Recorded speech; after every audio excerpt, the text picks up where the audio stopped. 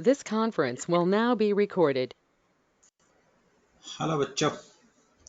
So I hope आपने solution 1 and solution 2 देख लिया होगा। तो अब हम आगे जाने वाले हैं थर्ड लेक्चर के ऊपर सॉल्यूशंस के सीक्वेंस में देखना, क्योंकि अगर फर्स्ट एंड सेकंड नहीं देखा है, नहीं प्रैक्टिस की है, कोई चीज़ छोड़ दिया है तो ऑटोमेटिकली उसमें दिक्कतें आनी शुरू हो जाएगी। And I will keep on posting in this order only. इससे अगला टॉपिक जो खत्म होगा तो केमिकल काइनेटिक्स शुरू करेंगे, वो भी 1 2 3 4 की सीक्वेंस में ही आने वाला है। और अगर मैं बीच में जैसे कोई वर्ड यूज करता हूँ कि क्लास 11th इस चैप्टर में देखा था, तो शिवेद पे जाके, शिवेद हमारी जो यूट्यूब की साइट है, तो उसके ऊपर जाके, चैनल के ऊपर जाके वो चैप्टर खोल के आप देख सकते हैं। तो उसको भी साथ साथ में करते रहिए ताकि कोई चीज पेंडिंग ना हो। ठीक, बेटर होगा। और कहानी के जैसे देखिए। चलिए शुरू करते हैं। तो हम लोगों ने बच्चों पिछली क्लास में percentage by mass, percentage by volume, weight by volume और मोल फ्रैक्शन, राइट, पार्ट्स पर million, molarity, molality and normality भी देख ली थी। याद रखिएगा, अगर आपके पास डिफरेंट सॉल्यूशंस हैं तो हम अगर उनको मिक्स करें, right, two solutions mixed m1v1 plus m2v2 is equal to m final v final. अगर 3 होंगे तो भी फाइनल 4 होंगे, तो इसी प्रकार से this is for mixing of two solutions of same substances only.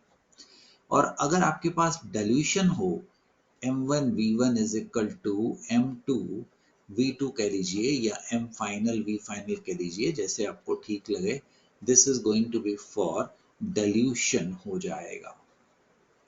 Dimensions दोनों तरफ वॉल्यूम के सेम रखिएगा, लेफ्ट एंड राइट पे इधर सीसी रखिएगा, दोनों तरफ इधर लीटर रखिएगा। एक तरफ सीसी और एक तरफ लीटर नहीं नहीं नहीं नहीं चलने वाला है। तो आज का एजेंडा, हम कुछ क्वेश्चंस करने वाले हैं, राइट, मल्टीपल चॉइस क्वेश्चन। तो लेट्स सी, थोड़े बहुत सॉल्व करते हैं, देखते हैं, प्रैक्टिस होएगी। एक एक क्वेश्चन करेंगे, बीच में से सारे नहीं करेंगे, कुछ आप लोगों को दूंगा, कुछ मैं करने वाला हूँ। तो इनकी सीक्वेंस में मत जाइएगा, वो मैंने टॉपिक वाइज यहाँ पे डाले हुए हैं। तो 1 और 5 का मतलब मैं जहां से सोर्स से उठा रहा हूँ, इस टॉपिक से रिलेटेड 1 और 5 है। तीसरा चौथा अपने आप जिस भी टॉपिक पे होगा वो आपको आगे स्टडी के दौरान मिल जाएगा। सी क्वेश्चन 1 पढ़ते हैं। 5 ml of 1 normal HCl, 20 ml of 0.5 normal sulfuric acid and 30 ml of 0.33 or 1/3 कह लीजिए nitric acid are mixed together and volume is made to 1 liter. The normality of the resulting solution is, this is mixing है, जैसे molarity वैसे ही normality होएगा। तो हम use करेंगे N1v1, N2v2, N3 3 है, तो ऐसा is equal to N final and V final. पहले की नॉर्मेलिटी 1 ml 5, दूसरे की नॉर्मेलिटी 1/2, आपकी मर्जी है, आप 1/2 लिखिए या 0.5 लिखिए, इनटू 20, यहां से लिया, plus 30 ml and 1/3 0.33 into 30, N final निकालना है, वी फाइनल मेरा 5, 20 और ये हो गया है 55। बट उसने इस वक्त हमें 1 लीटर दिया है।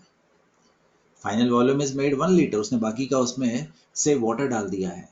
तो आपने फाइनल वॉल्यूम इनको टोटल को मिला के 1000 लेना है। So this is 5, this is 10, this is 10 and final is equal to 1000 से डिवाइड हो गया और ये आ गया आपका 25। So that is going to be 1/40 normal। आपका आंसर डी फॉर डॉक्टर हो जाएगा। मैं सारे क्वेश्चन नहीं करने वाला हूं, कुछ क्वेश्चंस आप लोगों को देने वाले हैं। लेट इट बी, मैं इस वक्त क्वेश्चन नंबर 6 कर रहा हूं, बाकी आप लोगों ने भी करना है ना। याद है पिछले लेक्चर में मैंने तुम्हें मोलैरिटी ऑफ प्योर पानी वाटर करवाई थी 55.56। ये कुछ वैसा ही क्वेश्चन है। Molarity of liquid HCl if density is 1.17 ग्राम पर cc, इसका मतलब 1.17 gram of HCl is equal to 1 cc होगा। तो मोलैरिटी के लिए number of moles, wait given by molar mass divided by volume CC में है, तो हम यहाँ पे 1000 रख देते थे। अब वेट कितना बच्चों? 1.17, राइट। मोलर मास कितना है? 36.5। HCl जानते हैं ना, 1 + 35.5 इनटू वॉल्यूम कितना है? 1 cc। cc लिखने की जरूरत नहीं है क्योंकि हमने उसको लीटर में कन्वर्ट कर लिया है, राइट। और into 1000। So 1170 by this is approximately हमारा आंसर आ गया है 32.05, right. That will be the, आपके पास ये आंसर आने वाला है। क्या मैं आगे जा सकता हूं बच्चों? ये मैंने किया, ये स्लाइड मैंने आपके लिए रख दी है, वही स्लाइड है, कुछ क्वेश्चन आपको दिए गए हैं तो प्लीज आप सॉल्व करेंगे। ये एक क्वेश्चन है हमारा 16th, right. It's a very good question, very good question 16th। आप प्लीज क्वेश्चन को पढ़िए तो मैं इसको करता हूं। The ionic strength of solution containing 0.1 mole per kg KCl, 0.2 mole per kg of copper sulfate। Ionic strength को बेटे मैंने IS बोल दिया है, मैं जिस क्वेश्चन को हाईलाइट कर रहा हूँ वो कर रहा हूँ, तो 12 को नहीं कर रहा हूँ, 21 को नहीं कर रहा हूँ, मैं 16 को कर रहा हूँ। आयनिक स्ट्रेंथ बेटे एब्रिविएशन में IS बना दिया है। It is half of summation of C for concentration, Z for the charge on the ion scale, summation हो रहा है। अरे देखिए, ये क्वेश्चन कहीं पूछा गया भी है तो इसको ध्यान से देखिएगा, और आपकी CBSE NCERT इसकी कोई बात नहीं करती है। दिस इज 0.1 मोल पर केजी, तो मोलली हो गया, ऑफ क्या है? KCl, और 0.2 molal small m, it is going to be copper sulphate. बच्चों एक KCl एक पोटाशियम आयन और एक क्लोराइड आयन में देगा। इसकी जो कॉन्सेंट्रेशन होएगी 0.1, इसकी कॉन्सेंट्रेशन भी होएगी 0.1, क्योंकि देखो ना KCl अगर 0.1 मोलर है तो पोटाशियम भी तो वही होगा। इसका जो Z होगा बेटे वो होगा 1। Z कहां से निकल रहा है? ये जो चार्ज है, ठीक। और इसका भी Z कितना होएगा? 1। इसी प्रकार से कॉपर सल्फेट में से निकलेंगे आपके पास कॉपर, और क्या निकलेंगे बच्चों? सल्फेट। कॉपर की कॉन्सेंट्रेशन कितनी होने वाली है? 0.2, और सल्फेट की कॉन्सेंट्रेशन कितने वाली है? 0.2 मोलर। कॉपर के ऊपर चार्ज कितना है? 2, प्लस और माइनस को हमने ध्यान नहीं देना है, इसके ऊपर चार्ज कितना है? 2, सो Z आ गया। अब हम आयनिक स्ट्रेंथ निकालने वाले हैं। Ionic strength is equal to half, हम इसके लिए C कितना है? 0.1, Z कितना है? 1 स्क्वायर, प्लस इसके लिए C कितना है? 0.1 इंटू 1 स्क्वायर, प्लस कॉपर पे आ गया, कॉपर के लिए C कितना है? 0.2 इंटू 2 का स्क्वायर, प्लस 0.2 इंटू 2 का square, right. That is going to be 0.1, 0.1, 0.4, 0.8 हो गया, 0.16, 0.18 divided by 2, 0.9 is going to be आपका आंसर, यानी कि C हो जाएगा। एक बार ध्यान दीजिएगा, ionic strength is defined as half of CiZi for of the ions। तो पोटाशियम के लिए मैंने ये लिया, क्लोराइड के लिए बच्चों मैंने ये लिया, और कॉपर के लिए मैंने ये लिया, और सल्फेट के लिए मैंने ये लिया, और उसको हाफ से डिवाइड कर दिया। हम अपने आंसर में पहुंच जाएंगे। ध्यान दीजिएगा, क्वेश्चन इंपॉर्टेंट है, पूछा गया है, so it becomes even important बेटे। 12th and 21st will go as a homework for you people। Recording में स्लाइड इसलिए दिखा रहा हूँ कि आप इसको पॉज करके जितनी देर भी आप सॉल्व करते हैं, इसके मैंने आंसर सारे डाले हैं आगे, वो भी आपको दिखा दूंगा। तो 25, 30, 34 में से एक करते हैं, ठीक बोला, हम 30th करते हैं बच्चों, राइट, 30th क्वेश्चन करते हैं। ये वाला क्वेश्चन हमने ले लिया है 30th। आप क्वेश्चन पढ़िए please. The mole fraction of solute in 1 molar aqueous solution. 1 molar का मतलब क्या होएगा? 1 मोल ऑफ से बी हमने सोल्यूट को बोला हुआ है, इन 1 kg 1000 ग्राम एक्वस बोला है ऑफ वाटर। आपको याद है वाटर के लिए नंबर ऑफ मोल्स 1000 ग्राम में 55.55 या 55.6 ले लीजिए, कोई फर्क नहीं पड़ता है, इतने मोल्स आ जाएंगे। अब बेटा इसका मतलब मोल फ्रैक्शन क्या होगी? It is 1 mole this 1 plus 55.5, 56.5 अंदाजे से आंसर देंगे आप, कितना होगा? It is going to be, अंदाजे से बी बॉम्बे 0.018 is going to be your answer, ये वाला होगा। बाकी क्वेश्चन इसलिए नहीं कर रहा हूँ बच्चे क्योंकि आप लोगों ने देखे हुए हैं, so I am not worried about that part, आप धीरे धीरे करते रहेंगे। देखते हैं इस पेज पे कौन सा क्वेश्चन करना है। हम ये जेई पहले AIEEE के नाम से आता था ना, अब जेई के नाम से आना शुरू हो गया। लेट इट बी 38 करते हैं, 38। The density of 2.05 molar solution of acetic acid इतना, तो मोलैलिटी कितनी होगी? आप लोगों ने कहीं डायरेक्ट रिलेशन भी रटा हुआ है, बट मैं रटने के फेवर में नहीं हूँ क्योंकि एग्जामिनेशन में भूल जाता है, कितनी चीजें याद रखोगे वहां पे, इनऑर्गेनिक याद करोगे कि ये रिलेशन याद करोगे, तो मैं अपनी जो रोट लर्निंग है उसको इनऑर्गेनिक के लिए बचा के रखता हूँ, फायदा होता है। मोलैलिटी निकालनी है। मोलैलिटी इज बेसिकली, हमने जाना है molality is number of moles divided by weight of solvent in KG, ये लेना है। अब हमें इस सॉल्यूशन की डेंसिटी दे रखी है 2.05 मोलर का मतलब होगा 2.05 मोल इन 1 litre of the solution, of solution.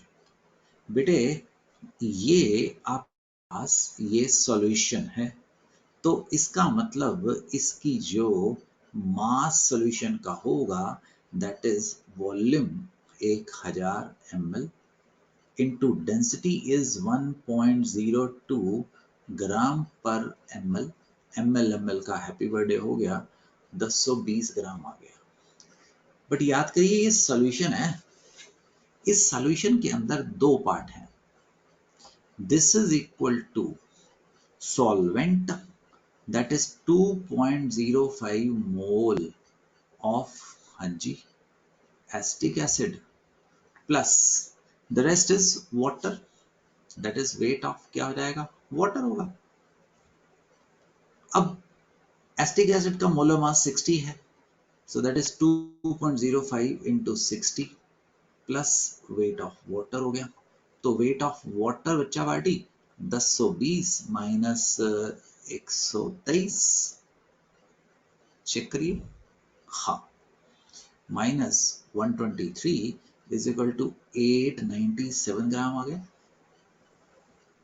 Once this is there, अब क्या कहानी रह गई? अब तो कुछ भी नहीं रह गया, 897 ग्राम को यहाँ पे डाल दीजिए, ठीक। So that is going to be number of moles 2.05, वो तो पता ही था, यहां से निकाला, डिवाइडेड बाय 897 इंटू 1000। देखो ये 2 से थोड़ा ज्यादा होगा, 3 नहीं हो सकता है, ठीक है जी। तो it is going to be B Bombay 2.28, B Bombay answer आ जाने वाला है। हमने 38 क्वेश्चन किया है।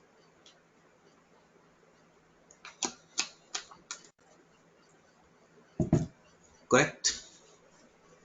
बाकी क्या आप करने वाले हैं? इस पेज के ऊपर 105 करते हैं। वाई? अभी जो हमने क्वेश्चन किया ना वो ऐसा ही है, mole fraction of a solute. नहीं, ये नहीं करेंगे, ये मैं आपको होमवर्क दूंगा। बिल्कुल डिट्टो अभी किया था वो जो एक हमने मोलैलिटी से कन्वर्ट किया था, वो 1 डिवाइडेड बाय 1 प्लस 55.5 आ जाएगा। 92 करते हैं, 92। ठीक। 25.3 ग्राम of sodium carbonate dissolved in water to give the 250 ml of solution. अगर sodium carbonate dissociate completely, then the molar concentration of sodium ion and carbonate ion. बेटे फर्स्ट स्टेप में ना sodium carbonate की molarity निकाल लेते हैं, that is 25.3 divided by इसका molar mass 106। आप जानते हैं कैसे निकाला, 46 प्लस 60, 250 इंटू 1000। ये मेरे प्यारे से बच्चों इतना आ गया। अब कैच पता क्या है, ये कैच है, एक सोडियम कार्बोनेट, 2 सोडियम आयन और एक कार्बोनेट आयन है। तो अगर ये 0.95 है शुरुआत में, तो इसके 0.95 इंटू 2 और इसके 0.95 इंटू 1, ये आपका रिस्पेक्टिव दोनों का आंसर होना पड़ेगा।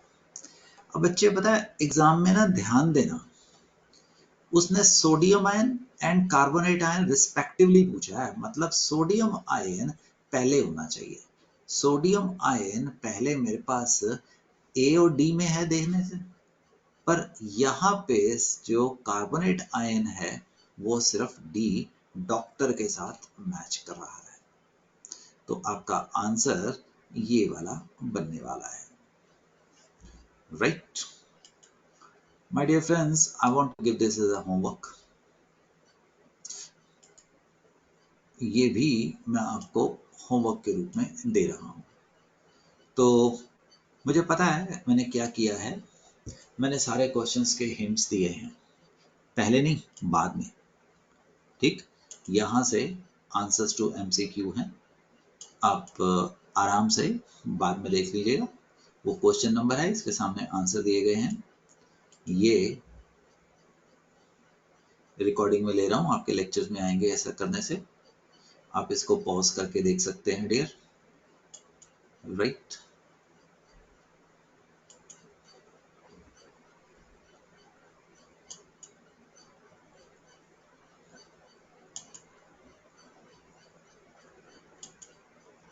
यस।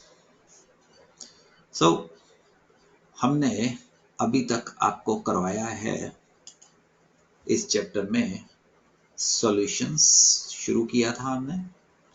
सॉल्यूशंस के अंदर हम आपको सॉल्वेंट एंड सॉल्यूट करवा चुके हैं बेटे, हम आपको स्ट्रेंथ ऑफ सॉल्यूशंस करा चुके हैं, और उसके ऊपर कुछ हमने न्यूमेरिकल्स सब्जेक्टिव और कुछ हमने एमसीक्यू दिए। हम आपको इसके ऊपर एक टेस्ट भी अपलोड कर देंगे, तो आप उसको भी बिल्कुल ढंग से करिएगा। वो मैं अपलोड अगले सेशन में वही कर दूंगा, तो वो एज अ टेस्ट के रूप में आपके पास रहेगा। फिर उसके हिंट्स भी दे दूंगा और आप उसको कर सकते हैं, बट करिएगा बेटे, ईमानदारी से करेगा। This is the complete syllabus आपका ये बन जाने वाला है। तो मेरे प्यारे से बच्चों, आप हिंदुस्तान में पूरी अलग अलग जगह पे बैठे हुए हैं, तो खूब मेहनत करो, खूब देश का और खूब नाम रोशन करो बेटे। माँ बाप का नाम रोशन करो, देश का नाम रोशन करो। हमें आपकी जरूरत है। मेरे देश के लिए कोई नोबेल प्राइज जीत के लाओ, और आप लेके आएंगे। I am very much sure कि आप लेके आएंगे, मुझे आपके ऊपर बहुत यकीन है। डॉक्टर अब्दुल कलाम आज़ाद आप नाम जानते होंगे, है ना?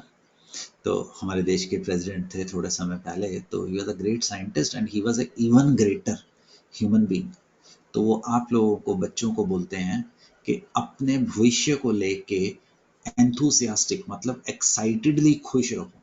आपका बहुत अच्छा भविष्य आने वाला है, और आपका भविष्य अच्छा होगा तो हमारा तो भविष्य अच्छा होगा। और आप में से जो लड़कियां हैं वो खासकर, तुम्हें हमें लीड करना है, तुम्हें और आगे जाना है। तो जितना तुम आगे जाओगी बेटे, उतना हम एज अ परिवार, as a family, as a society, as a शहर, एज अ देश आगे लेके जाएंगे। सुनो ना बिटिया, कि अगर किसी देश को, अगर किसी शहर को ठीक करना है तो क्या करना होगा? परिवार को ठीक करना है, उनकी जो लड़कियां हैं, उनकी जो औरतें हैं, माँ है, बहन है, बेटी है ना, उनको ताकत दे दो, उनको पुलिस अफसर बना दो, उनको डीसी बना दो, उनको डॉक्टर बना दो, उनको इंजीनियर बना दो, उनको पॉलिटिशियंस बना दो। फायदा क्या होगा? वो सारे आदमियों को उनकी जगह पे बिठा देंगे। ऑब्वियसली मेरी बेटी अगर ताकतवर हुई, खुश हुई और वो पोजीशन पे हुई तो मैं तो खुश हुआ ही ना। तुम्हारी बहन, लड़कों से बात कर रहा हूँ, अगर वो ताकतवर है ना, और वो पावरफुल है और वो खुश है, तो आप तो मेरे बेटे वैसे ही खुशी होंगे ना। तो सुनो लड़कियों, तुम्हें अगर लड़के 1 यूनिट से मेहनत कर रही हैं तो बेटा तुमने 4 यूनिट से मेहनत करनी है। रात को पढ़ना है, जितना मैं काम दे रहा हूँ उसको खत्म करना है और फिर सोना है। ठीक? झोंको, विदाउट सेक्रीफाइस, डेडिकेशन कोई नहीं बनता है, तुम्हें बनना है। ठीक? उनको भी पढ़ना मैडम इंदिरा गांधी, उनके बारे में, तो she was a strong leader, तो उनके जैसे बनो। जब वो बोलती थी तो वो बोलती थी, तो ऐसे बनो। चलिए, बातें तो हम सारा साल करते ही रहेंगे।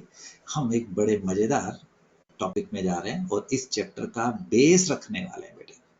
तो याद नहीं करना, मेरी बात याद रखना, आने वाले टॉपिक्स के अंदर अगर कुछ भूल गया तो वापस ये खोलना। ठीक है जी? तुम साथ साथ में नोट्स बनाते हो ना, तो समरी बनाते रहो कि कौन से टॉपिक में क्या पढ़ा है। मैं भी कर सकता हूँ, बट तुम भी देखो। इसमें इंटरमोलिकुलर फोर्सेस पढ़ी है। ठीक है जी? चलिए, इंटरमोलिकुलर फोर्सेस और होल्डिंग फोर्सेस हम आपको सिखाएंगे। एक हाइड्रोजन मॉलिक्यूल दूसरे हाइड्रोजन को कैसे पकड़ेगा, एक कार्बन डाइऑक्साइड पानी के मॉलिक्यूल को कैसे पकड़ेगा, एक क्लोराइड आयन पानी के मॉलिक्यूल को कैसे पकड़ेगा, हीलियम में भी कार्बन डाइऑक्साइड को कैसे पकड़ेगी। जो नहीं है हीलियम को ही सिखाऊंगा, हीलियम कार्बन डाइऑक्साइड को कैसे पकड़ेगा, ऐसी चीजें हम आपको बताने वाले हैं। बच्चों, ये चैप्टर का बेस है, दिमाग है, आप खुद इंडिपेंडेंट हो जाएंगे। Force of attraction and repulsion between interacting particle, atoms, molecules or ion is known as intermolecular force. Remember, inter का मतलब between different molecules. हम यहाँ पे HCl की फोर्स की बात नहीं कर रही हैं। इस फोर्स को बोलते थे बच्चों इंट्रामोलिकुलर। वो हम क्लास 11th में आपको सिखा चुके हैं। Covalent bond, ionic bond, dative bond, बला बला बला, मेटालिक बॉन्ड। अब हम आपको डिफरेंट मॉलिक्यूल्स के बीच में कौन सी फोर्स होगी, ये हम आपको दिखाने वाले हैं। Intermolecular force. इंटरमॉलिक्यूलर फोर्सेस को हमेशा डैश्ड लाइन से दिखाया जाता है। तो हम आपको 6 प्रकार की इंटरमॉलिक्यूलर फोर्सेस पे लेके जा रहे हैं, बट उससे पहले जरा ध्यान दीजिएगा। Compounds can be broadly classified on the basis of polarity as. ये इसका बेस पढ़ने वाला पुत्रों, तो ध्यान से देखो। राइट? ब्रॉडली फर्स्ट इज बच्चों the polar compounds. Polar compounds जिनमें पोलैरिटी हो। पोलैरिटी जानते हो क्या? एक एंड के ऊपर पॉजिटिव, एक एंड के ऊपर नेगेटिव। फॉर एग्जांपल HCl को देखो, delta negative, delta positive. Class 11th chemical bonding शिविर पे जाके नोट्स पढ़ना अगर नहीं आता। कार्बन मोनोऑक्साइड, ऑक्सीजन के ऊपर नेगेटिव, कार्बन के ऊपर पॉजिटिव। SO2 एक वी शेप्ड मॉलिक्यूल था, तो sulphur is less electronegative, oxygen के ऊपर पोलैरिटी होगी नेगेटिव और सल्फर के ऊपर पॉजिटिव होगी। Acetone is trigonal planar, oxygen is negative और इस कार्बन के ऊपर पॉजिटिव होएगा। एसीटोनाइट्राइल, राइट, नाइट्रोजन के ऊपर नेगेटिव, कार्बन के ऊपर पॉजिटिव। तो इनको हम बोलते हैं मेरे प्यारे से बच्चों डाइपोल। छोटा डी क्लास नोट्स में बोल देंगे। पोलर कंपाउंड जिनके ऊपर पार्शियल पॉजिटिव और पार्शियल नेगेटिव रहता है। Ionic compounds, these are known as ions. क्या अंतर है पोलर कंपाउंड्स और आयनिक कंपाउंड में?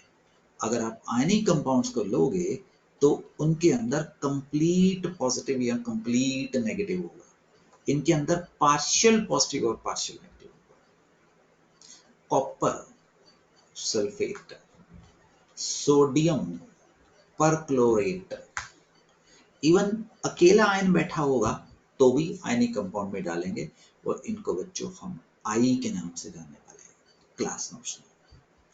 एक हो गए डाइपोल, कोवेलेंट में आ गए, एक हो गए आयनिक में, आई आ गए। इन दोनों के बीच में जो कि पोलर नहीं होते थे, जिनको हम नॉन पोलर कंपाउंड कहते हैं, उनको हम इंस्टेंटेनियस डायपोल आईडी का नाम देते हैं। इंस्टेंटेनियस डायपोल क्लास 11, इस बात का भी ध्यान किया करो, बॉन्डिंग में अगर नहीं आता तो केमिकल बॉन्डिंग लास्ट में जाके देखना, मैंने इंट्रामोलिकुलर फोर्सेस वहां पे और डिटेल में किया है। वहां पे आप methods of production of ionic bond में मेरा ये लेक्चर आप देख सकते हैं।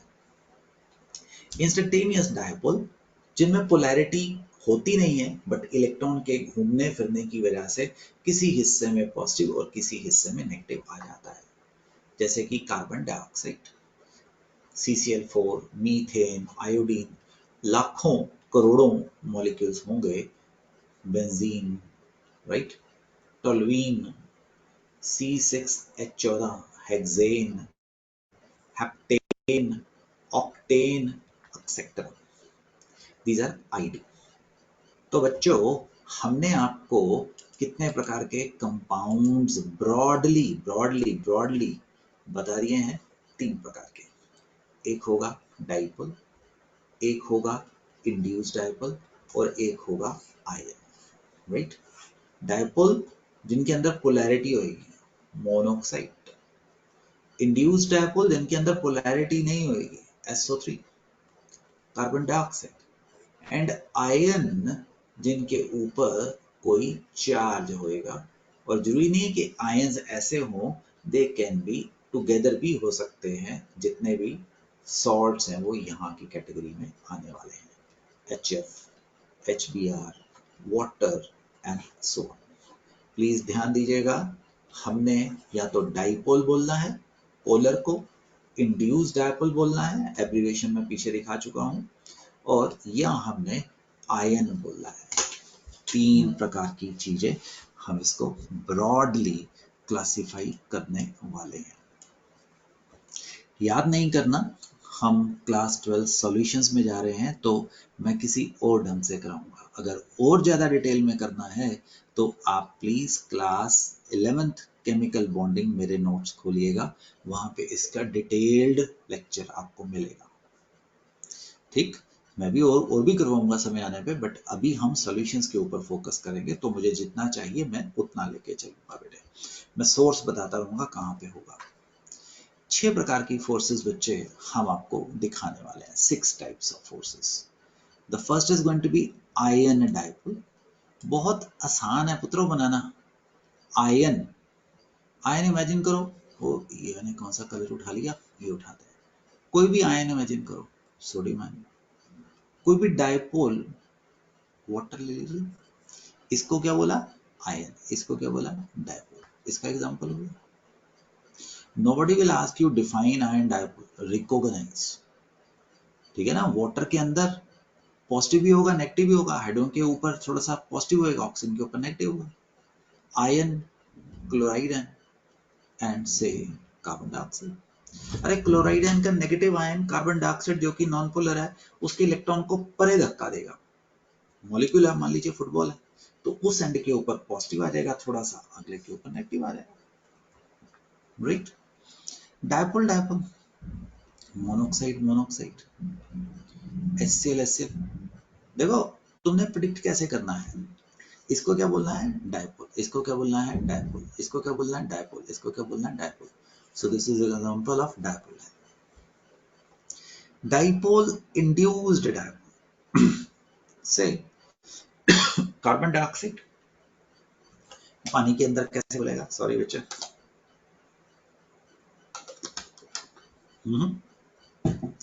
कार्बन डाइऑक्साइड को क्या बोलना है? डाइपोल। पानी को क्या बोलना है? सॉरी, गलती कर गया, कार्बन डाइऑक्साइड को आईडी, वाटर को डाइपोल। लंदन डिस्पर्सिव फोर्सेस, और इसको आईडी भी बोलते हैं। आपको याद है दुनिया की सबसे कमजोर फोर्सेस हैं helium and helium, carbon dioxide, iodine and carbon dioxide. बस इसके नीचे आईडी लिख दो, इसके नीचे आईडी लिख दो। इसको लंदन डिस्पर्सिव फोर्सेस LDF भी बोलेंगे। एंड हाइड्रोजन बॉन्ड अभी मैं लेके आता हूं। मैंने आपको बताया compounds can be classified as, right, और मैंने आपको करवाया ये। आगे चलते हैं और एक एक करके फोर्स करते हैं। Let it be dipole dipole interactions. Dipole dipole define नहीं करना है, सिंपली देखिए।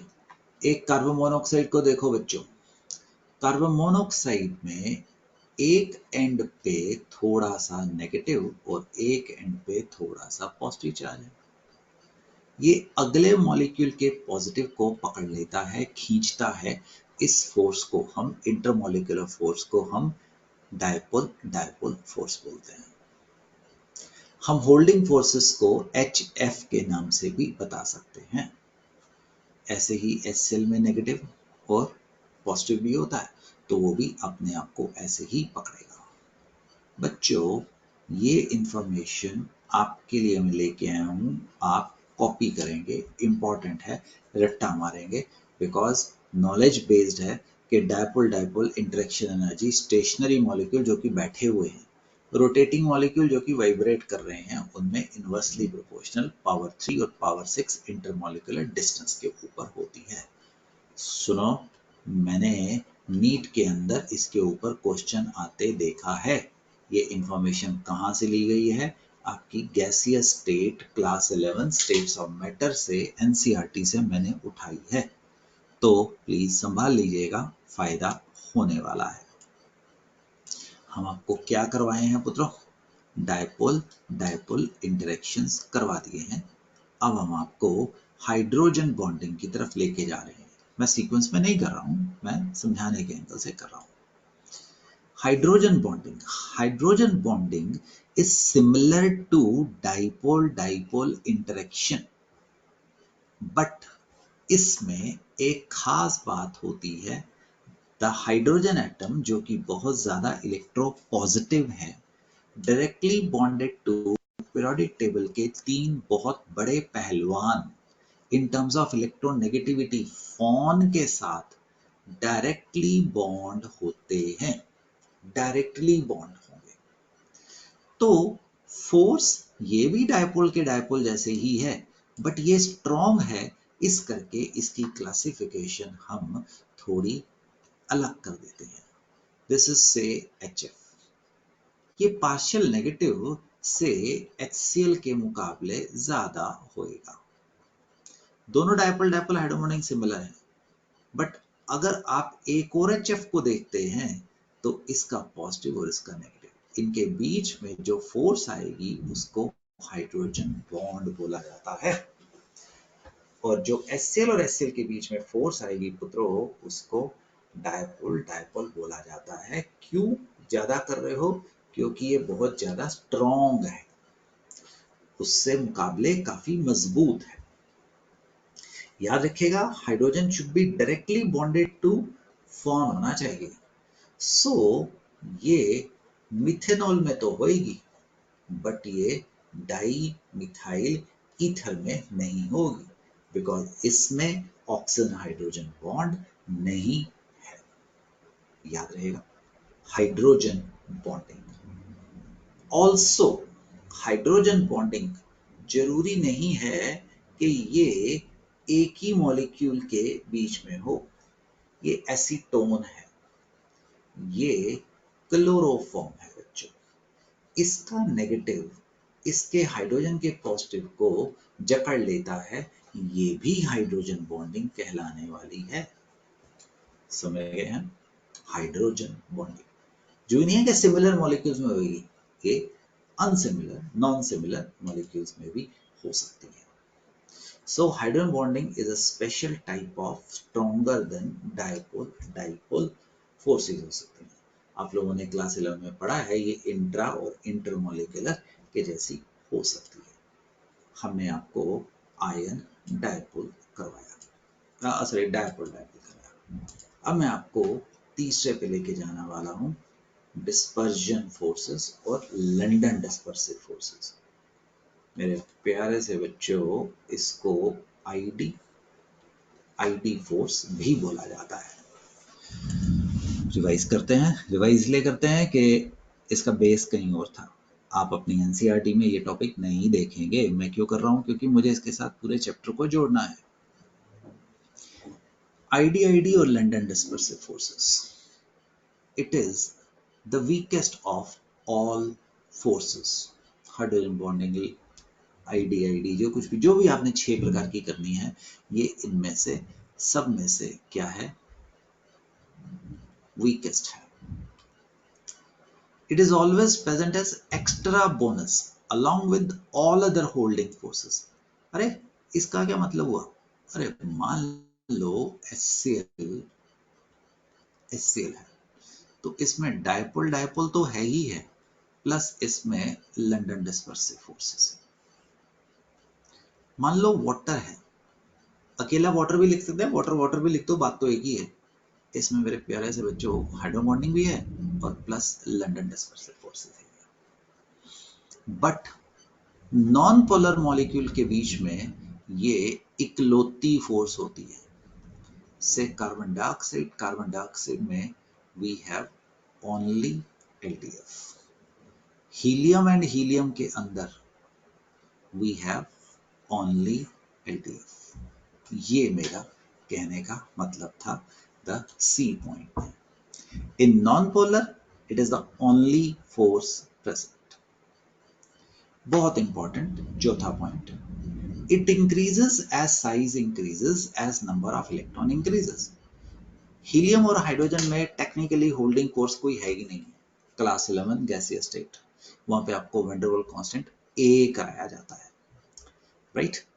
Nitrogen, oxygen, methane, SO3। और सुनो, it is not like other YouTubers, it is something like कि जब मैं तुम्हें बोलता हूँ कि ये इन्फॉर्मेशन मेरे यहाँ पे पड़ी है, तो मैं वहां पे वो लेक्चर लोड कर चुका हूँ, अपलोड कर चुका हूँ, तो जाओ देखो। तुम ये नहीं कह सकते कि तुम्हें पढ़ाया नहीं। जैसे आप अपने नॉर्मल ट्यूशंस पे जाते हो तो वो कहते हैं कि हाँ भी ये टॉपिक कभी करवाएंगे। मैं कह रहा हूँ ये टॉपिक आज के दिन में ही खोलो और आप जाके gaseous state, van der Waals equation जहाँ पे मैं डिराइव कर रहा हूँ, वहां पे जाके देखिए, आपको ये चीज दोबारा मिलेगी, ठीक? हीलियम हाइड्रोजन में होल्डिंग फोर्स नहीं है। Nitrogen, oxygen, methane, SO3, benzene, toluene क्या कर रहा है? बढ़ रही है, साइज बढ़ रहा है, नंबर ऑफ इलेक्ट्रॉन बढ़ रहा है, तो होल्डिंग फोर्स क्या करेगी? बढ़ती चली जाएगी। इसके अंदर कौन सी फोर्स है बच्चों? ID and IT. इसको क्या बोलना है शेर खान? आईडी। और इसको क्या बोलना है? आईडी। आपने इसको बोलना है, राइट? हमने आपको कौन सी फोर्स करवा रहे हैं यहाँ पे? The dispersive forces. It's temporary force, बड़ी वीक फोर्स होती है। कौन सी? LDF, right? And it operates only over a short distance. Energy of interaction r की पावर 6 इनवर्स में, r is a internuclear distance, ये वेरी करती है बेटा। बाकी आसान है, बाकी फोर्सेस काफी आसान है। हम आपको आयन डायपोल करवाने वाले हैं। अरे कुछ नहीं करना है यार, एक आयन इमेजिन कर लो, एक डायपोल इमेजिन कर लो। पानी के अंदर HCl डाला तो ये क्या हो गया? आयन। ये क्या हो गया? डायपोल। इसको क्या बोलना है? डायपोल। इसको क्या बोलना है? आयपोल। हो गया। अब देखो ना, आपने HCl को पानी में डाला तो वो टूट गया। और HCl नहीं लेते बेटे, ये वाला एग्जांपल ले लेते हैं जो यहाँ पे लिखा हुआ है, सोडियम क्लोराइड ले लेते हैं, अच्छा रहेगा ना? सोडियम क्लोराइड, वो टूट गया सोडियम आयन में और वो टूट गया क्लोराइड। देखो बच्चों, सोडियम आयन को पानी का नेगेटिव पोर्शन चिपट गया, ये ऑक्सीजन दिखा रहा हूं रेड वाला, और क्लोराइड आयन को पानी का पॉजिटिव पोर्शन चल गया। यहाँ पे फिगर में उल्टा हुआ है, ये हम ऑक्सीजन की तरफ से पकड़ रहे हैं, इसको हाइड्रोजन की तरफ से पकड़ाएंगे। मैं थोड़ा सा ठीक कर देता हूँ, सारा नहीं कर पाएंगे, मैं करने की जरूरत भी महसूस नहीं कर पा रहा हूँ से चलो कर ही देते हैं, क्यों आप गलत इंफॉर्मेशन लेके जाए, है ना। तो ये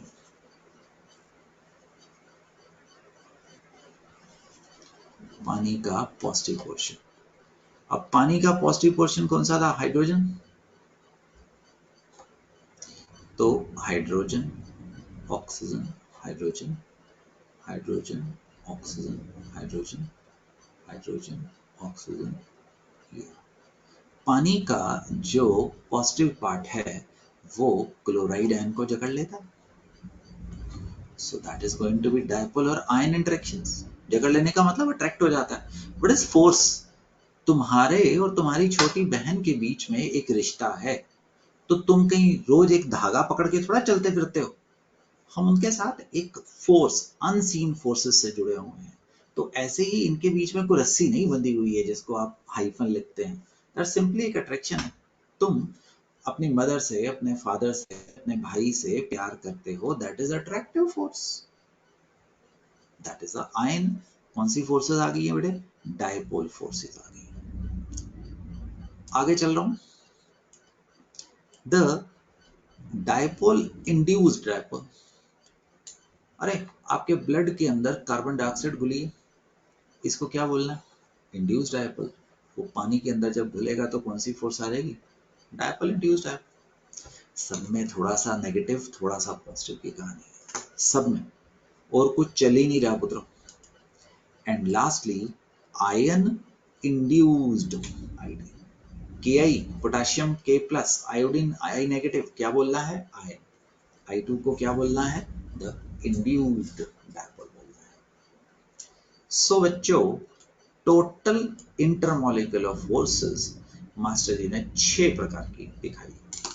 आई रिपीट, मुझे याद नहीं करना है, मुझे गो थ्रू होना है नॉवल के जैसे। जैसे तुमने सुबह न्यूज़पेपर पढ़ा था, प्रधानमंत्री मोदी जी ने ये कहा, तो हमने उनको पढ़ा, उनको सुना।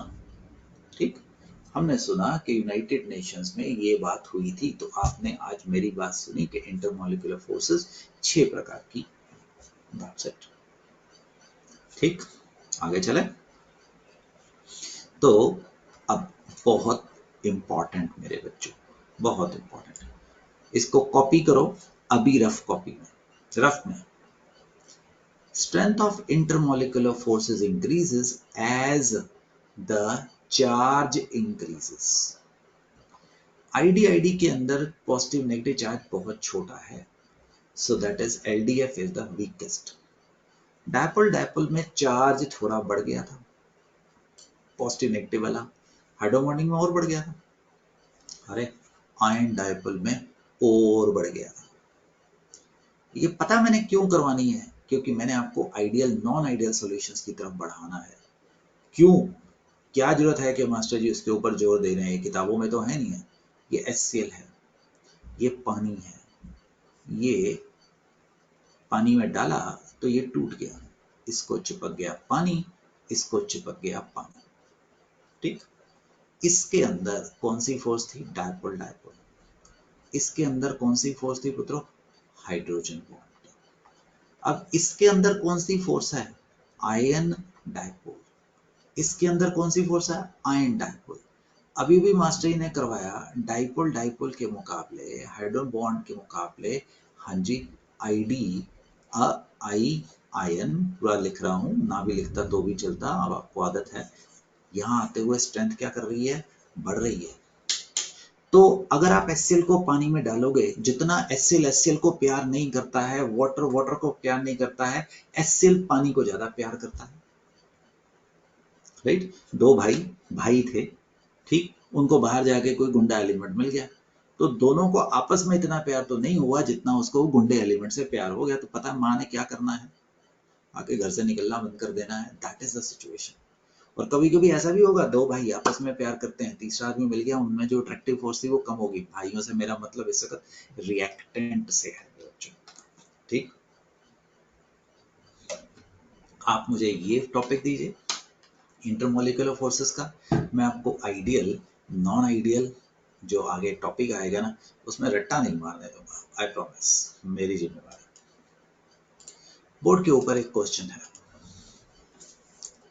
आपको याद है हमने आपको करवाया 3 प्रकार के आयंस कंपाउंड्स, आयन, डायपोल, आइड, उसके बेसिस पे पूछा है। First C6H14 and 816, non-polar ID and ID. Suggest the most important type of intermolecular interaction in the following pair. आप इसको वेंडरवॉल फोर्सेस भी बोल सकते हैं, आप इसको लंदन डिस्पर्सिव फोर्स भी बोल सकते हैं, आपकी श्रद्धा है। आयोडीन, इसको क्या बोला है? आईडी, इसको क्या बोला है? आईडी। अब तुम लोग कह रहे हो मास्टर जी हमें तो आता नहीं कि ये आप कैसे निकाल रहे हो पोलर या नॉन पोलर। ठीक है, कुछ लोगों को आता है, कुछ लोगों को नहीं आता है। जिनको आता है वो तो आगे जा सकते हैं, जिनको नहीं आता या तो आप छोड़ दो या आप मेरे मुताबिक चलो। मेरे मुताबिक चलो तो फायदा होगा। लिख लो क्लास 11th केमिकल बॉन्डिंग शिवेद, उसमें आप पोलर नॉन पोलर टॉपिक ढूंढिए, मिल जाएगा, खुद ढूंढो। जैसे डिक्शनरी में ढूंढते हो ना, मेरे शिवेद पे जाके ये ढूंढिएगा, फायदा होगा। ये तो करना पड़ेगा बच्चों। चलो पुत्रों, थर्ड करते हैं। जहां पे भी chlorate, chloride, sulphate, nitrate, nitrite की आवाज आती है ना, वो आयनिक कंपाउंड होते हैं। ये क्या है? आयन। ये क्या है बच्चों? डायपोल। ये आपकी एनसीईआरटी का क्वेश्चन भी है बच्चों। मिथेनॉल एंड एसीटोन,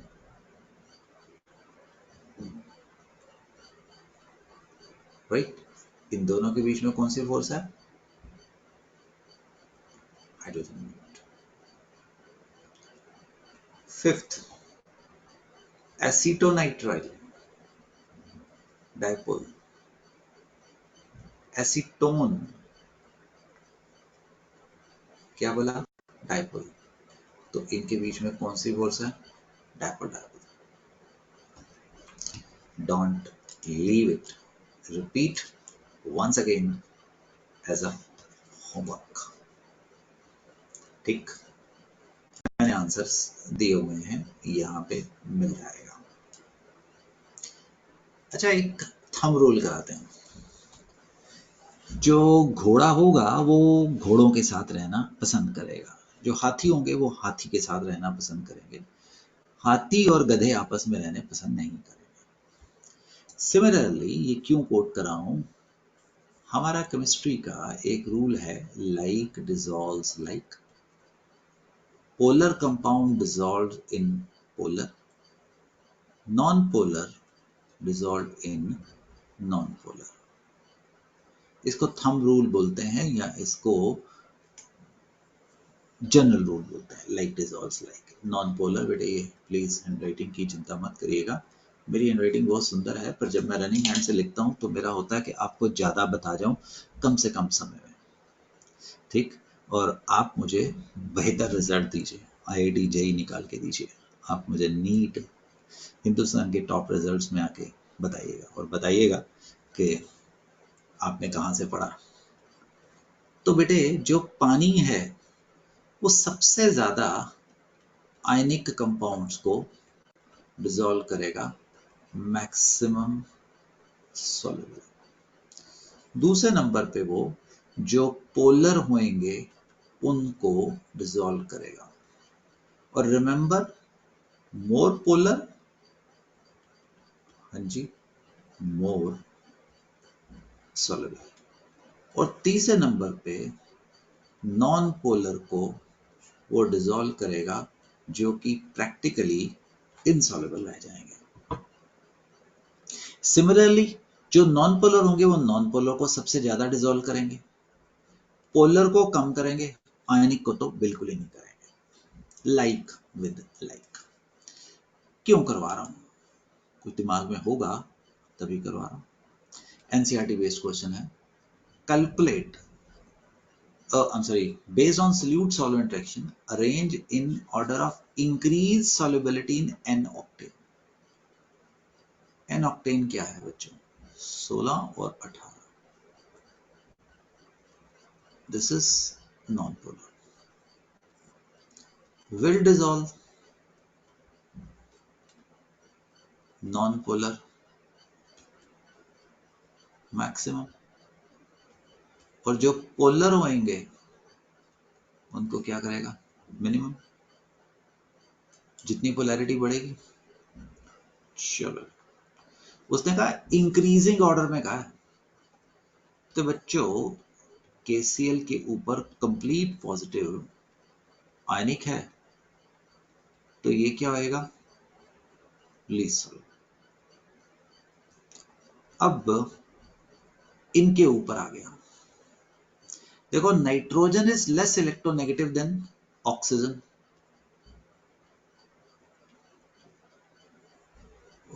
एक सेकंड, मैंने साइन उल्टा कर दिया, अभी ठीक कर रहा हूं बच्चे। एक सेकंड मेरे बच्चों, अब ठीक है।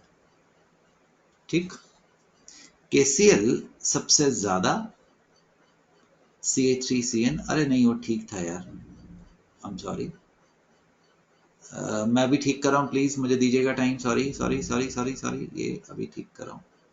दिस इज अब ठीक है।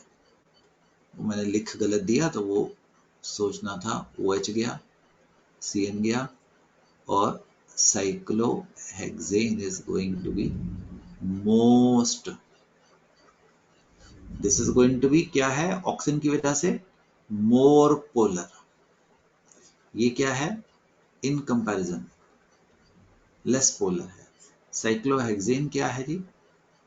नॉन पोलर है। That will be the solubility order. समझ आओगे? आंसर यहां पे भी है, और ये क्वेश्चन मैं तुम लोगों को होमवर्क दे रहा हूं। Why? Because you should deduce the structure of phenol, toluene, formic acid, ethylene glycol, chloroform, pentanol and पानी के अंदर इनकी solubility बताना है। Remember, जितनी ज्यादा हाइड्रोजन बॉन्डिंग पानी के साथ होगी उतना ज्यादा soluble होएगा। फॉर्मिक एसिड एसिड है, सबसे ज्यादा होगा। ठीक, अल्कोहल्स में मिथेनॉल ज्यादा सॉल्युबल होगा, इथेनॉल कम होगा, ब्यूटेनॉल और कम होगा, पेंटेनॉल और कम होगा। तो आपने ये काम मुझे बताना है, मैं होमवर्क के रूप में दे रहा हूं। आंसर अगले पेज पे आपको मिल जाएगा, बट आपने ऐसे इसको सॉल्व करना है। तो डियर, हम लोगों ने अभी तक आपको क्या करवाया है? हम लोगों ने आपको 6 टाइप की इंटरमॉलिक्यूलर फोर्सेस करवाई हैं। और वो इंटरमॉलिक्यूलर फोर्सेस के बेसिस पे यकीन करना, मुझे अपने चैप्टर को डालना है, बस हिट करने वाला हूं। हम आपको स्ट्रेंथ ऑफ इंटरमॉलिक्यूलर फोर्सेस करवाए हैं। ठीक, ये ऑर्डर बहुत इंपॉर्टेंट है, बहुत ज्यादा इंपॉर्टेंट है। दैट्स द रीजन मैंने आपको कहा कि आप इसको लिख लीजिएगा। हम आगे बढ़ रहे हैं। टाइप्स ऑफ सॉल्यूशंस, हम थोड़ा सा सॉलिड सॉल्यूशन के बारे में बात करेंगे, फिर हम सॉलिड्स एंड लिक्विड्स के बारे में बात करेंगे, और फिर हम गैसेस इन लिक्विड्स के बारे में बात करेंगे। एक एक करके हम इनको पढ़ने वाले हैं। सॉलिड सॉल्यूशन में कोई आपसे लंबी चौड़ी बात नहीं करनी है, मैं पिछले लेक्चर में कर चुका हूं। सॉलिड सॉल्यूशन आपके पास दो प्रकार के होते हैं। एक हो गया सब्स्टिट्यूशनल। सब्स्टिट्यूशनल में आप एक एटम को दूसरे एटम से सब्स्टिट्यूट करवा देते हैं। फॉर एग्जाम्पल, जिंक सल्फाइड और कैडमियम सल्फाइड में जिंक की जगह पे कहीं कहीं पे कैडमियम आके बैठ जाएगा। ठीक, कॉपर और जिंक को मिला के आपके पास ब्रास बनता है, that is the substitutional solid. ये मैं पिछले लेक्चर्स में कर चुका हूं। Then we have the interstitial solid. Interstitial solid solutions, right? Interstitial solid solutions are those which are formed by placing atom of one kind into खाली जगह, जिसको voids और interstices बोलते हैं, in the structure of atoms of another substance। जैसे ये जो pink colour की बॉल है वो ज्यादा बड़ी है, और जो उनके बीच में खाली जगह है उसको हम इंटरस्टाइसेस या वॉइड्स बोलते हैं। अगर हम यहाँ पे किसी छोटे एटम को डाल देते हैं तो हमें इंटरस्टिशियल सॉलिड्स मिलते हैं। हमने यहाँ पे आपको सॉलिड सॉल्यूशन के बारे में बताया, right?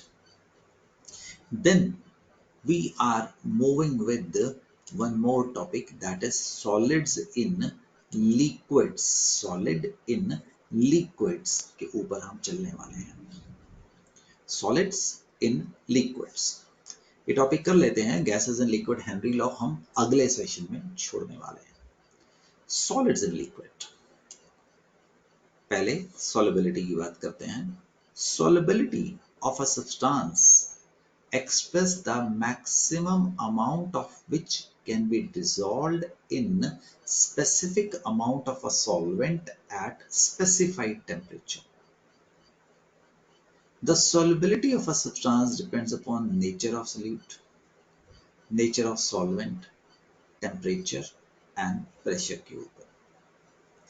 Solubility of a substance is defined as amount of the solute solid which dissolved in 100 gram of solvent at a given temperature to form saturated solution। किसी सब्सटेंस का किसी पर्टिकुलर 100 ग्राम solvent के अंदर कितना आसानी से घुल जाएगा, मैक्सिमम घुल जाएगा, उसको हम उसकी सॉल्युबिलिटी बोलते हैं। हमने वेट परसेंटेज में आपको ये सिखाया हुआ है। सॉल्युबिलिटी हम मोलैरिटी के ढंग से भी देखते हैं, मोल पर लीटर। इसके अलावा मोल फ्रैक्शन भी देखते हैं, ठीक। हम नॉर्मेलिटी भी देखते हैं। हम काफी तरीके से हम सॉल्युबिलिटी को देखते हैं। सॉल्युबिलिटी क्यों कर रहा हूं? क्योंकि मैंने सॉलिड्स और लिक्विड्स में आपको लेके जाना है। enjoyable part, right? When a solid is added to solvent, the solute dissolves because its particle go into liquid and concentration in the solution increases. This process is known as dissolution। समझ गए? हमने एक बाल्टी के अंदर एक मुट्ठी भर के चीनी डाल दी, तो वो जो सल्यूट है वो डिसॉल्व करना शुरू हो गया है, डिसोल्यूशन, घुलना शुरू हो गया है। अब some solute particles in solution collide with the solid solute particle और वापस precipitate बाहर निकल जाते हैं। This is known as crystallization। Dissolution and crystallization एक दूसरे की उल्टी है। The process of dissolution continues until the solution attains maximum concentration। Maximum घुलना था, घुल गया। Such a solution in which no more solute can be dissolved at a given condition of temperature and pressure is called saturated solution। Saturated solution अब बस हो गई भी, और नहीं घुल सकता है। आपने पानी के अंदर let it be 180 ग्राम चीनी घोल दी, 181 ग्राम नहीं घुल सकती है, बस 180 मैक्सिमम आ गया, सैचुरेटेड हो गया। A solution in which more solute can be dissolved at the same temperature known as unsaturated solution। At the saturation point, an equilibrium gets established between dissolution and crystallization। Under such condition, number of solute particles going into the solution will be equal to number of solute particles separating out and a dynamic equilibrium is reached।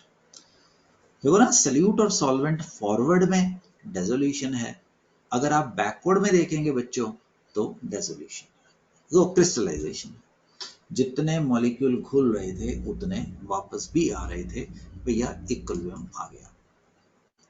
ये हमने बताया आपको। अब solubility, right, यहां तक पढ़ लिया था। Therefore, in saturated solution, the concentration of solute in the solution will remain constant under the given condition. The maximum amount of solute that dissolve completely in the given amount of solvent is called as solubility. समझ पा रहे हो बच्चों? जितना maximum घुलना था completely at a fixed temperature and pressure, that is going to be known as solubility. हम क्या कर रहे हैं? सॉलिड्स इन लिक्विड को कर रहे हैं। पीछे सॉलिड सॉल्यूशन को कर लिया। Factors affecting solubility of solid in a solution, स्वभाव के ऊपर, पोलर को, अगर मोमबत्ती को पानी के अंदर घुलने की कोशिश करेंगे नहीं घुलेगी। मोमबत्ती को बेंजीन के अंदर डालो, हिलाओ, घुल जाएगी। नमक को पानी के अंदर डालो, हिलाओ, नमक गायब हो गया। नमक को पेट्रोल के अंदर डालो, वैसे का वैसा बैठा रहेगा। Temperature and pressure solids and liquid के अंदर कोई रोल ओबे नहीं करता है, प्ले नहीं करता है। प्रेशर सॉलिड और लिक्विड की सॉल्युबिलिटी, सॉलिड और लिक्विड दोनों इनकम्प्रेसिबल है, के ऊपर कोई फर्क नहीं पाता है। तो basically solubility of solid and liquid nature और टेम्परेचर दो चीजों के ऊपर डिपेंडेंट हो गई। यहाँ पे हम आपको पढ़ा चुके हैं लाइक डिसॉल्व्स लाइक। पोलर को नॉन पोलर को डिसॉल्व करेगा। पढ़ते रहिएगा। फॉर एग्जाम्पल NaCl अभी बताया, and sugar dissolve readily in water and solubility of common salt and water is much more than that of sugar. क्यों? कॉमन सॉल्ट आयनिक है, ज्यादा पोलर है, पानी के अंदर ज्यादा घुलेगा। तो नमक पानी के अंदर 5.3 मोल 58.5 इंटू 5.3 तकरीबन ऐसे ही बोल दिया, 300 के आसपास हो गया। एंड शुगर 3.8 मोल पर लीटर, राइट? मोल में देखना है, ग्राम में नहीं देखना है। However, naphthalene and anthracene are not soluble in water. On the other hand, naphthalene and anthracene readily dissolve in benzene, but sodium chloride do not. जैसे मैंने अभी भी पिछले पेज पे एग्जांपल दिया था। भाई स्वभाव को हम कंट्रोल नहीं कर सकते हैं, जो होना था वो हो गया। हम चले सेकंड फैक्टर के ऊपर, इफेक्ट ऑफ टेम्परेचर। बड़ा important, less for CBSE, more for competition. Temperature has a marked effect on solubility of solid in the solvent. Solubility may increase or decrease with increase in temperature. The variation of solubility of some common substances with temperature is shown in the right hand side figure में दिखाया जा रहा है। इस axis पे बेटे हमने solubility ले ली of solute in 100 gram of solvent। इस एक्सिस पे हमने टेम्परेचर डिग्री सेल्सियस पे ले लिया और हमने इनको नाम दे दिया है सॉल्युबिलिटी कर्व्स। अभी वो मत पढ़ना ग्राफ किसका कैसे है, वो समझाऊंगा। हमने देखा solubility of most substances like sodium nitrate, potassium nitrate, ammonium chloride etcetera etcetera increases with increase in temperature. Why? Because the dissolution process for such is endothermic. Class 11 thermodynamics. Endothermic reactions are favored by increase in temperature. तो अगर तुम temperature को बढ़ाओगे तो solubility बढ़ेगी। तुम नमक को 4 मुट्ठी पानी में डाल दो, 6 मुट्ठी पानी में डाल दो, एक स्टेज के बाद देखेंगे नहीं घुल रहा, हीट करना शुरू कर दो। अब देखेंगे नीचे पड़ा था वो आना शुरू हो गया, घुलना शुरू हो गया। तो बेटे प्लीज मैंने क्वेश्चन देखे हैं, सोडियम नाइट्रेट लिख के रख लेना, potassium nitrate, ammonium chloride, potassium chloride, sodium chloride, silver nitrate, potassium iodide etcetera solubility temperature के बढ़ाने से बढ़ती है। हम क्यों करवा रहे हैं? क्योंकि हम इफेक्ट ऑफ टेम्परेचर दिखा रहे हैं। आगे बढ़ रहे हैं। कुछ सब्सटेंसेस की सॉल्युबिलिटी कम होती है विद इंक्रीज इन टेम्परेचर। ये देखिए लिथियम सल्फेट, ये देखिए cerium sulphate. The solubility of lithium sulfate, cerium sulfate, etc., right, sodium carbonate, monohydrate, decreases with rise of temperature because the dissolution is बच्चों endothermic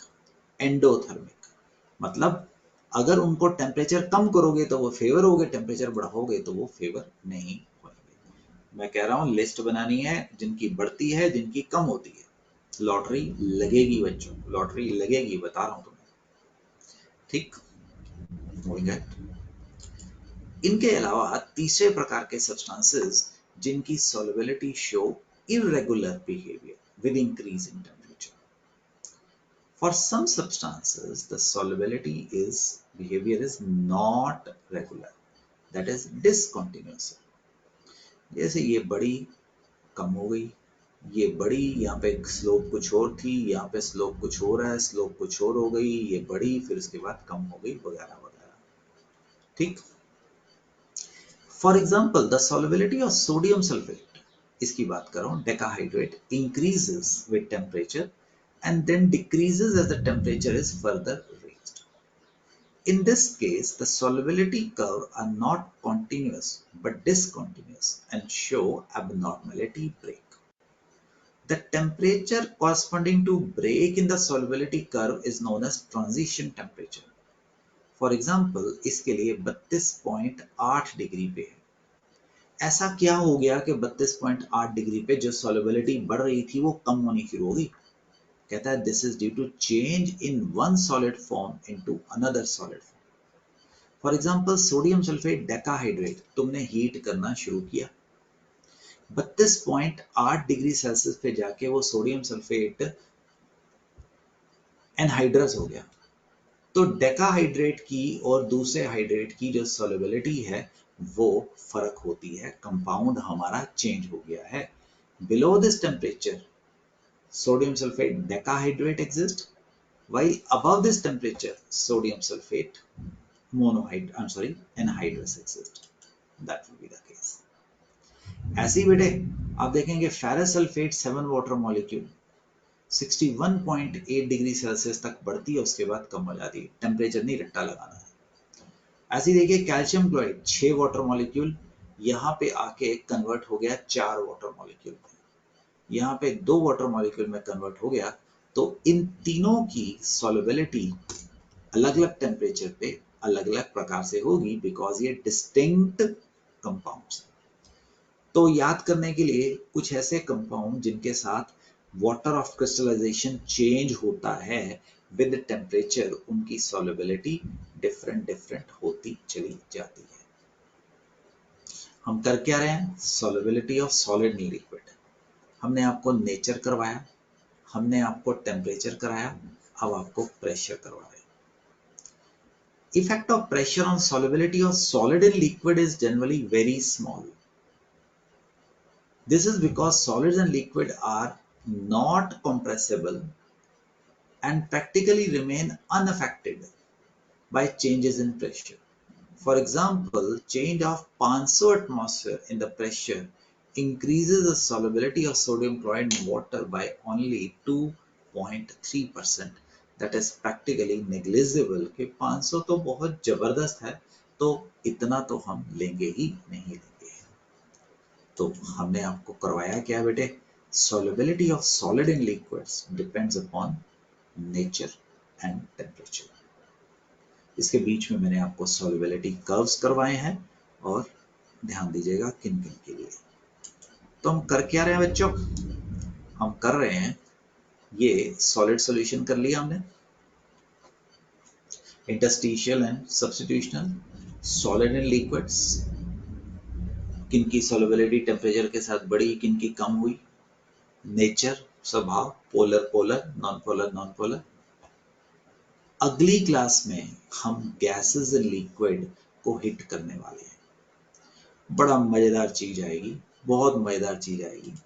हम आपको Henry law की तरफ लेके जाएंगे, हम आपको कहीं पे साइबेरिया की सैर करवाएंगे, हम आपको समुद्र के नीचे लेके जाएंगे, हम आपको माउंट एवरेस्ट पे चढ़ाने की कोशिश करेंगे, हम आपको लंग्स की फंक्शनिंग के बारे में बताएंगे। ये हम अगले टॉपिक में बेटे यहां से लेके आने वाले हैं गैसेस एंड लिक्विड के ऊपर बच्चों, right. So my dear friends, यहां से गैसेस एंड लिक्विड से हम अगली क्लास में चलने वाले हैं। तब तक के लिए Jai Hind, bye, enjoy your day. थोड़ा ब्रेक लेना, इसके बाद दोबारा पढ़ने बैठना। मैथ्स पढ़ो, फिजिक्स पढ़ो, बायोलॉजी पढ़ो, बट पढ़ो पढ़ो पढ़ो पढ़ो पढ़ो पढ़ो। ये 2 साल 11वीं 12वीं आपने सिर्फ टिका के पढ़ना है बच्चों, टिका के पढ़ना और माँ बाप के साथ बैठना है। बाय, जय हिंद, see you again with gases and liquid, Henry law. बहुत इंटरेस्टिंग टॉपिक आने वाला अगले वाला, 4th session. Bye, good luck, जय हिंद।